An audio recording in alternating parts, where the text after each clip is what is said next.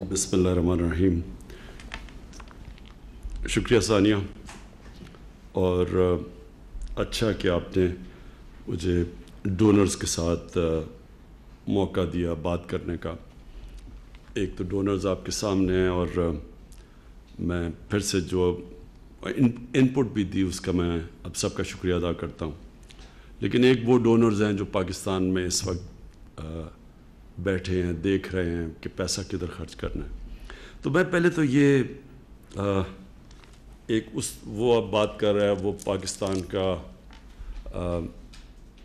Fund razor جو کہ 30 سال سے پیسے اکٹھے کر رہا ہے پاکستان میں. تو مجھے پاکستان کی جو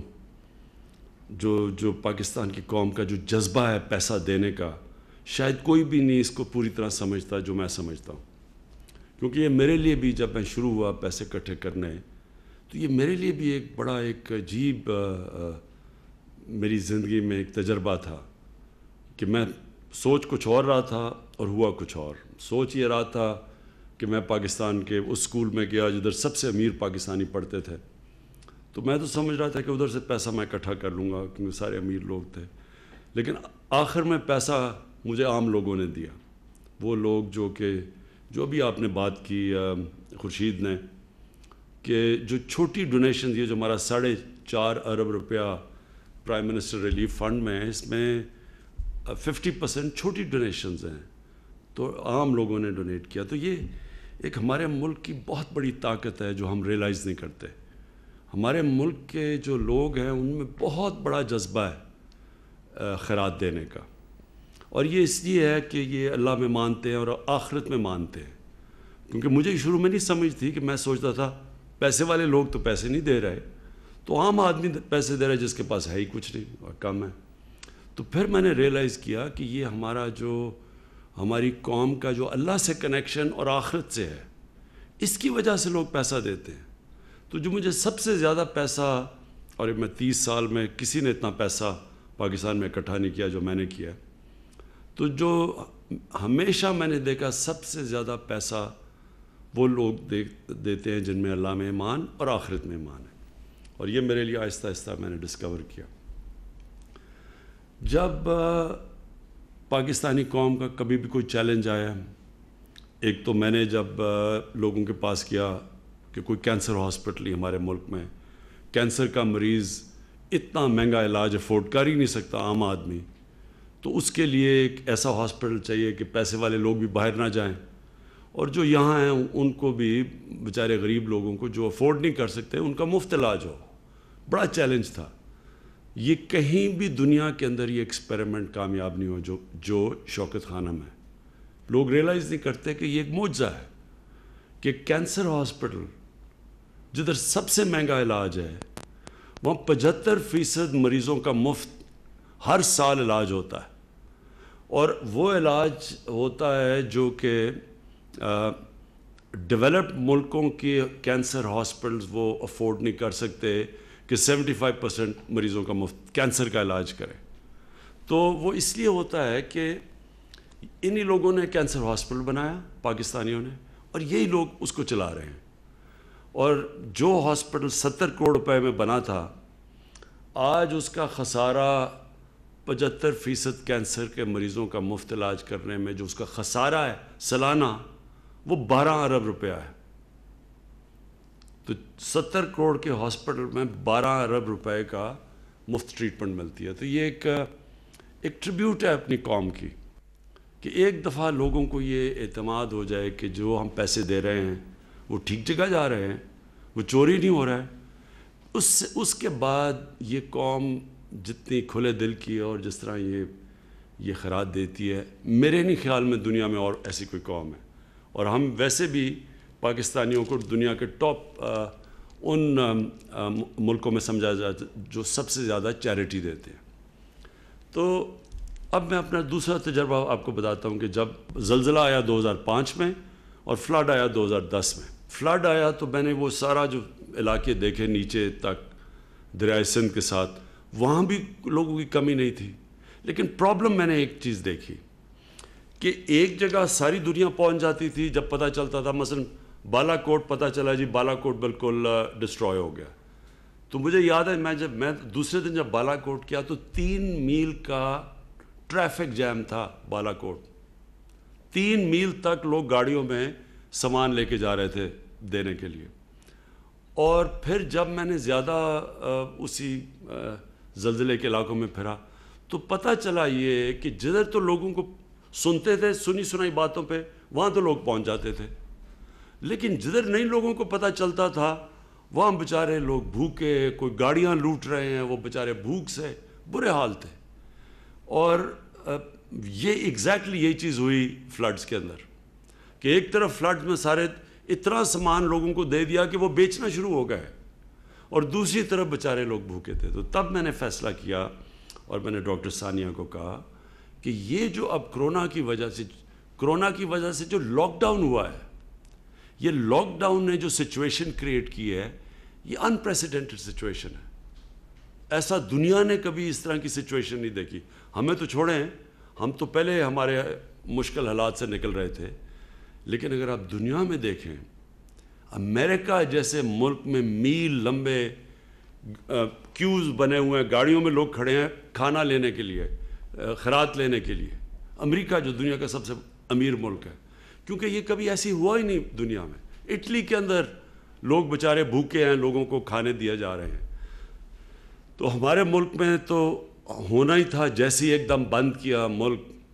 اور بشیر صاحب آپ نے کہا میرے سے اگر وہ پوچھ لیتے صوبے تو میں کبھی اس طرح کا لاک ڈاؤن نہ ہونے دیتا, کیونکہ جب آپ لاک ڈاؤن کرتے ہیں تو پہلے آپ کو یہ سوچنا چاہیے کہ ہمارے لاک ڈاؤن سے معاشرے کے مختلف لوگوں کے اوپر کیا اثرات آئیں گے. تو جب تک آپ یہ نہ سوچیں کہ جو بیچارہ دہاڑی دار ہے, جو غریب آدمی ہے, جو چھابڑی والا ہے, جس کا جو کمائی کرتا ہے تو بچے کھاتے ہیں گھر پہ, تو جب آپ نے ان کا روزگار لے لیا تو ان کے گھر والوں کو کیا بنے گا. جب تک آپ یہ نہیں سوچتے آپ کو پورا لاک ڈاؤن نہیں کرنا چاہیے تھا. لیکن ایک دم ایک پینک سی ہو گئی, سب نے فیصلہ کیا جی وبا پھیل رہی ہے. وہ یورپ میں دیکھ رہے تھے, ان کو دیکھتے دیکھتے اب یورپ کے اور حالات تھے, ووہان سٹی چائنا میں اور حالات ہیں, ہمارے حالات ہی اور تھے, لیکن ہم نے سخت لاک ڈاؤن کر دیا. شکر ہے میری بات سن لی. اس کے بعد حالانکہ میرے اوپر بڑی تنقید ہوئی کہ جی دیکھیں ہندوستان میں اس نے نریندر مودی نے کر دیا لاک ڈاؤن, اس نے وہ لاک ڈاؤن کیا جو لوگ میرے سے توقع کر رہے تھے میں کروں. اللہ کا شکر ہے میں نے پریشر ریزسٹ کیا اور نہیں کیا وہ. آج ہندوستان کے اندر جو غربت پھیلی ہے کوئی اندازہ ہی نہیں لگا سکتا کہ کتنے لوگوں کا کیا حال بنا ہے. 34% جو ریسرچ آئی ہے 34% عوام اس وقت یا بھوکی ہے یا بیماریوں کی طرف جا رہی ہے یا بھوک کی طرف سے اس غربت پہ جا رہی ہے جو کچلے جا رہے ہیں غریب لوگ. تو ہم نے وہ لاک ڈاؤن کیا, لیکن اس کے باہر اثرات ہیں, اور اثرات یہ ہیں بالکل جو ابھی محمد علی طبع نے بات کی کہ سروس سیکٹر جو ہے وہ بالکل تباہ ہو گیا. ہوٹلز بند, شادیاں ہال بند, جو بھی کھانے پینے, ایک بہت بڑا سیکٹر 30% پاکستان سروس سیکٹر ہے.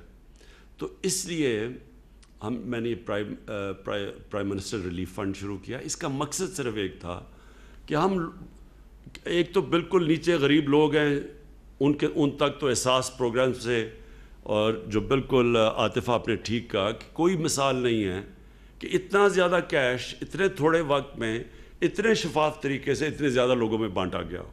تو وہ تو میں ثانیہ آپ کی اور آپ کی ٹیم کو خاص مبارک دیتا ہوں. وہ تو اللہ آپ کو, ہم تو علیحدہ مبارک دیتے ہیں جو اللہ اس کا آپ کو دے گا, اس میں آپ کو بلیس کرے گا, آپ کے لیے نعمتیں بخشے گا, کیونکہ تو اللہ کا کام آپ نے کیا اور اس کی وجہ سے اب ہم بچ گئے ہیں. نہیں تو آج شروع میں آپ کو لوگوں کو یاد نہیں, پہلے 3 ہفتے کے بعد یہاں کوئی گاڑی جاتی تھی غریب محلے میں, گاڑی کے اوپر سارے اٹیک کر دیتے تھے.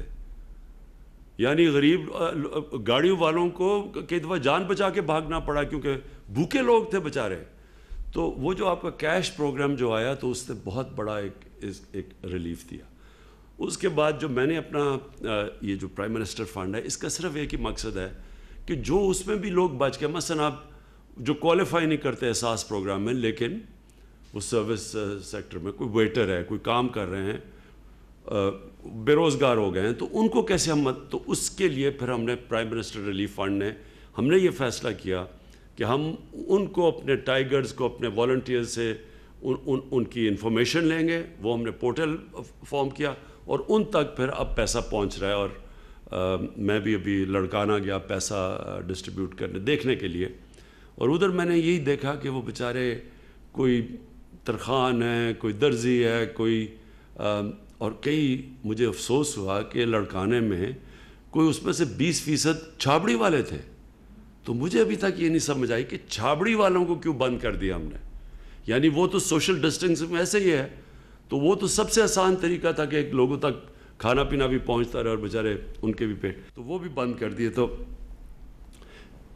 دوسرا ہمارا یہ جو پرائم منسٹر کا ریلیف فنڈ, اس کا صرف مقصد جو لوگ بے روزگار ہو گئے ان کا انفارمیشن ہے, ان کو پیسے پہنچائیں. اور جس طرح 1 روپیہ جو ڈونیشن آتی ہے 4 روپے ہم گورنمنٹ اس کے اوپر ایڈ کرتی ہے اور تاکہ ہم زیادہ لوگوں تک پہنچ سکیں.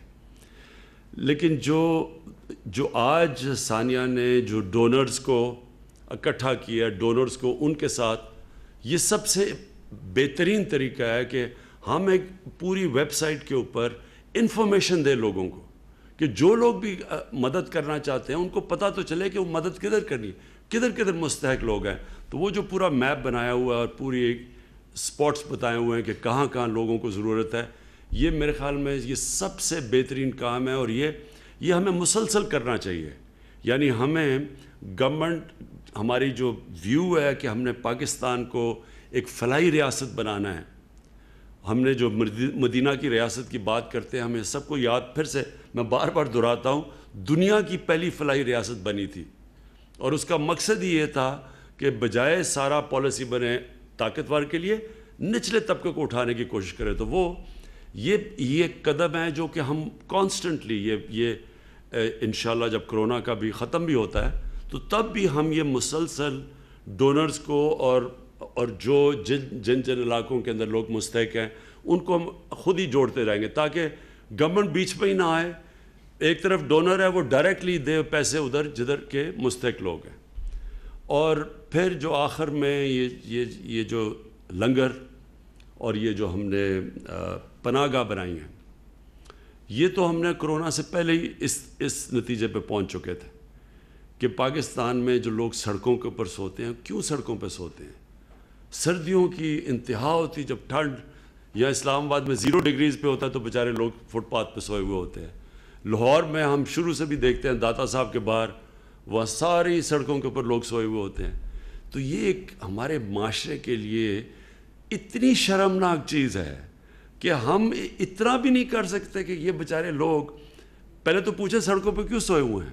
سڑکوں پہ وہ اس لیے زیادہ تر سوتے ہیں, وہ آتے ہیں کام ڈھونڈنے شہروں کے اندر. شہروں میں کیوں کام ڈھونڈنے آتے ہیں؟ کیونکہ انہوں نے اپنے بچے پالے ہوتے ہیں, وہاں ان کے پاس پیسہ نہیں ہوتا.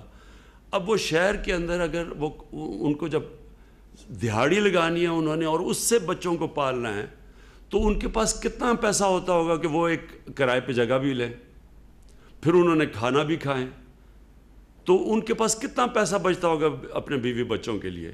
تو ادھر سے ہم نے یہ پناہ گاہ کا کانسیپٹ لے کے آئے کہ بجائے وہ سڑکوں پہ سوئیں, ہم ان کو عزت سے ایک جگہ پہ ٹھہرائیں, ان کو نہانے کے لیے ہو, ان کو پانی ہو, ان کو کھانا ملے. تو اس سے کیا ہوا, جب آپ ادھر پناہ گاہ میں, اور میں بڑی اپنی پارلیمنٹیرینز کو, میں منسٹرز کو کہتا ہوں کہ آپ ضرور پناہ گاہ میں جا کے ان کے ساتھ کھانا کھائیں اور پوچھیں ان سے کہ آپ کے کیا مسئلے ہیں. اور زیادہ تر پتہ چلے گئے کہ وہ دور دراز علاقوں سے یا شہر سے ادھر سے آئے ہیں, ان کے پاس پیسے نہیں ہے, کرایہ نہیں ہے رہنے کے لیے, لیکن وہ جو پیسہ سیو کرتے ہیں اپنے بیوی بچوں کو بھیج دیتے ہیں. تو یہ ایک بگننگ ہے جو میری ویژن ہے کہ انشاءاللہ انکریمنٹلی ہم اپنے ملک کو لے کے جائیں گے جس میں رحم ہو, احساس ہو اپنے اس طبقے کا جو اپنی مدد نہیں کر سکتا. اور یہ بھی آپ کا عارف بڑا اچھا آپ کا آئیڈیا ہے کہ, اور میں بھی یہ سوچ رہا تھا کہ ہم تھوڑے اور آرگنائز ہو جائیں تو ہم یہ جگہیں باقاعدہ جگہیں بتائیں گے جدھر باہر سے لیبر آتا ہے, جدھر اس کو چاہیے ہوتا ہے ٹھہرنے کا, جدھر کام کرنے کی جگہوں کے پاس پھر ہاسپٹلس کے اندر. اب کئی دفعہ ہاسپٹلس میں ہم نے دیکھا ہے کہ بڑے ہاسپٹل باہر سے لوگ آتے ہیں, ان کے لوائقین, وہ تو مریض اندر ہوتا ہے تو لوائقین کے پاس جگہ نہیں ہوتی, وہ بیچارے باہر سو رہے ہوتے ہیں. ان کے لیے تو ہم نے یہ فیصلہ کیا ہے کہ ہم انکریمنٹلی انکریز کرتے رہیں گے یہ پناہ گاہ پاکستان میں. اور ہم لوگوں کو, اور میں نے یہ بھی دیکھا ہے کہ لوگ خود ہی کھانا بھیجنا شروع ہو جاتے ہیں. جب لوگوں کو پتہ چلتا ہے پناہ گاہ ہے, علاقے کے لوگ جا کے وہاں دیگیں بھیجنی شروع ہو جاتے ہیں, کھانا بھیج. تو کیونکہ لوگوں میں جذبہ ہے, صرف جو لوگوں کو ایک چیز کانفیڈنس چاہیے کہ کیا جو ہم پیسہ ڈونیٹ کر رہے ہیں یہ ٹھیک جگہ جا رہا ہے, بس یہ کانفیڈنس ہم اس گورنمنٹ نے دینا ہے. ہم نے اس میں یہ جو میرا پرائم منسٹر ریلیف فنڈ ہے, اس کا ایک ایک ہم آپ کو بتائیں گے روپیہ کدھر جا رہا ہے. ہم جتنے لوگوں کے آپ کی لسٹیں دیں گے, جن لوگوں کو اب تک یہ جو بے روزگار لوگ ہوئے ہیں, جو ان کو ہم 12,000 روپے جو بھیج رہے ہیں, ان کی باقاعدہ لسٹیں سب پبلش کریں گے کہ کس شہر میں یہ پیسے جا رہے ہیں. اس پہ پوری ٹرانسپیرنسی دیں گے. احساس پروگرام سارا ٹرانسپیرنٹ ہے ہمارا. اب تک کوئی اس کے اندر کوئی پولیٹیکل موٹیویشن نہیں ہے پیسے دینے میں. سارا اسیس کیا جاتا ہے ناترا کے ڈیٹا بیس سے, اس کے مطابق انفارمیشن ٹیکنالوجی کا پورا استعمال کرتے ہوئے شفافیت سے پیسہ جاتا ہے. یہ تو اور زیادہ آسان ہے, جدھر ہم نے ڈونرز کو اور جو مستحق لوگوں کو ان کو خود ہی اکٹھا کر دیں, وہ خود ہی ایک دوسرے کو پتہ چل جائے کہ گورنمنٹ بیچ میں ہی نہیں آتی.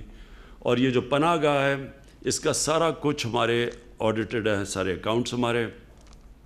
اس میں ہم بالکل یہ اچھا آئیڈیا ہے کہ اگر ہم آہستہ آہستہ جب زیادہ ان کو آئیڈینٹیفائی کر لیں, اسپاٹس جدھر پناہ گاہ کی ضرورت ہے, تو ادھر ہم کئی جگہ پہ گورنمنٹ جدھر سمجھتی ہے کوئی ڈونر آنا چاہے تو ان کو پھر کہیں گے کہ وہ ڈائریکٹلی اسپانسر کر دیں ایک پناہ گاہ. میں پھر سے آخر میں ثانیہ آپ کا اور آپ کی ٹیم کا خاص طور پہ پاکستان کی طرف سے شکریہ ادا کرنا چاہتا ہوں, خراج تحسین پیش کرنا چاہتا ہوں. اللہ کا کام کیا آپ نے.